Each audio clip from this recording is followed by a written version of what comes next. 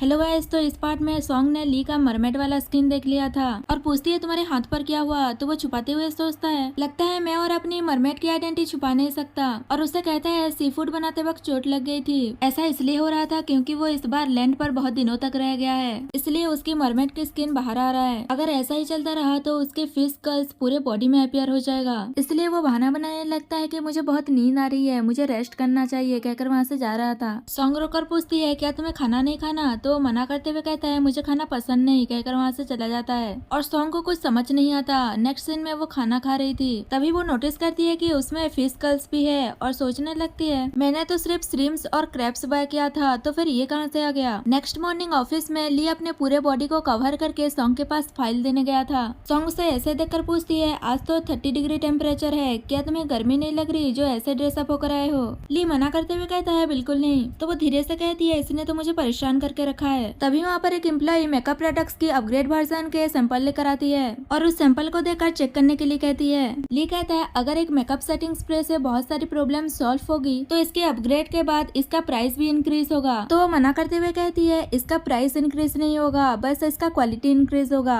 ली कहता है इसे देख कर नहीं लगता कि इसमें कुछ स्पेशल है। तो सॉन्ग अपने प्रोडक्ट के बारे में उसे बताने लगती है और उसमें क्या स्पेशल है वो भी बताती है। उसके बाद वो दूसरा प्रोडक्ट ली के हाथ पर लगाकर चेक करना चाहती थी और उसका हाथ पकड़ रही थी, तो ली उससे दूर हो जाता है और सोचने लगता है मेरी स्किल्स की वजह से कहीं मैं एक्सपोज ना हो जाऊं। सॉन्ग कहती है मैं बस तुम्हारे हाथ पर प्रोडक्ट लगाकर टेस्ट करना चाहती हूँ, क्योंकि एक मैन की बॉडी में गर्ल से ज्यादा ऑयल प्रोड्यूस करता है, इसलिए मैं सेटिंग स्प्रे यूज करके देखना चाहती थी कि वो बेटर इफेक्टिव है या नहीं। तो वो कहता है अगर ऐसी बात है तो तुम मेरे हाथ पर टेस्ट क्यों कर रही हो, मेरे फेस पर कर लो। और अपना फेस दिखा रहा था तो सॉन्ग उसे ले जाकर सोफे पर गिरा देती है और उसके पास बैठती है। तो वो कहता है ये तुम क्या कर रही हो। वो कहती है टेस्ट कर रही हूँ और क्या करूंगी। और फिर वो उसके दोनों चिक्स पर लिपस्टिक से मार्क करके टेस्ट करने लगती है। और इन सारी प्रोसेस में ली सॉन्ग को अपने इतने क्लोज देखकर नर्वस हो रहा था। सॉन्ग अपना टेस्ट खत्म करके वहाँ से जाने लगती है, पर ली उसे रोक कर अपने क्लोज कर लेता है और सोचता है कि मैं एक ह्यूमन फीमेल की तरफ क्यों अट्रैक्ट हो रहा हूँ। ये सब मेरी बॉडी में जो पावर की कमी है जरूर उसकी वजह से हो रहा होगा। और उसे किस करने की कोशिश करता है, पर सॉन्ग कहती है ये तुम क्या कर रहे हो, क्या तुम फिर से पिटना चाहते हो। तो वो उसे छोड़ देता है और बहाने बनाने लगता है कि तुम्हारे हाथ पर जो लिपस्टिक का मार्क है मैं तो बस उसे देख रहा था। सॉन्ग कहती है तो देख लिया।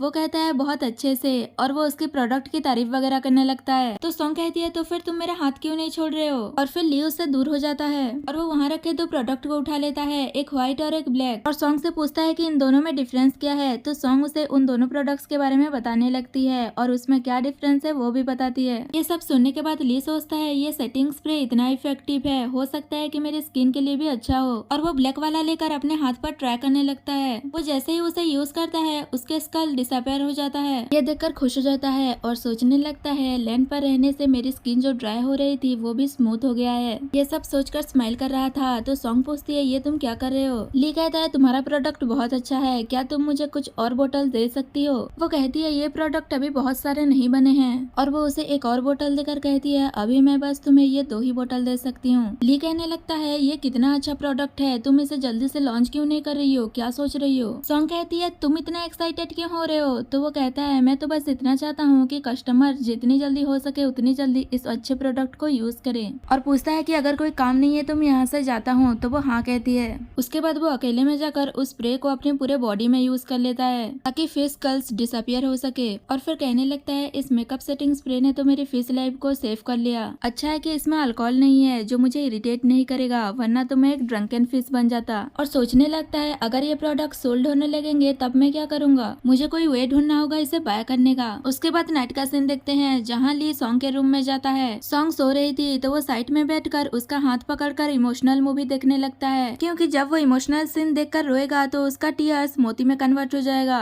और उसने सॉन्ग का हाथ इसलिए पकड़ा था क्योंकि वो उसका हाथ पकड़कर ही अपने पावर का यूज कर सकता है। और वो ऐसे फनी वे में कुछ मोती कलेक्ट करने लगता है और फिर कुछ मोती बन जाने के बाद वो सोचने लगता है कि इसे सोल्ड करके इसके पैसों से कंपनी का कुछ शेयर खरीद लूंगा और शेयर होल्डर बन जाऊंगा। तो फिर प्रोडक्ट्स की आउट ऑफ स्टॉक होने का कोई टेंशन ही नहीं रहेगा। तभी वो मिस्टेक से कुछ पेपर्स वगैरह देख लेता है और उसे पता चलता है कि कंपनी के पास तो बहुत सारे पेटेंट्स वगैरह हैं। नेक्स्ट मॉर्निंग वो दोनों ऑफिस जाते हैं और ली ने मिस्टीरियस तरीके से कंपनी के कुछ शेयर्स बाय कर लिया है और वो मिस्टीरियस शेयर होल्डर बन गया है। और इस बारे में 2 एम्प्लॉइज बात कर रहे थे कि दूसरे पार्टी को कोई डिवाइडेंस वगैरह नहीं चाहिए, उसे बस मेकअप सेटिंग स्प्रे प्रोवाइड करना है। वर्ल्ड में ऐसा कोई कैसे कर सकता है, ये सब सॉन्ग भी सुन रही थी और कहती है जिसे प्रोडक्ट्स चाहिए उसे स्टोर में जाकर बाय करना होगा, यहाँ तक कि शेयर होल्डर्स को भी, और मेरे पास भी कोई स्पेशल राइट्स नहीं है। और बेचारा ली ये सब सुनकर सैड हो जाता है कि इतने देर तक रोने का कोई फायदा नहीं हुआ, सब बेकार हो गया। और यहाँ पर ये पार्ट खत्म हो जाता है।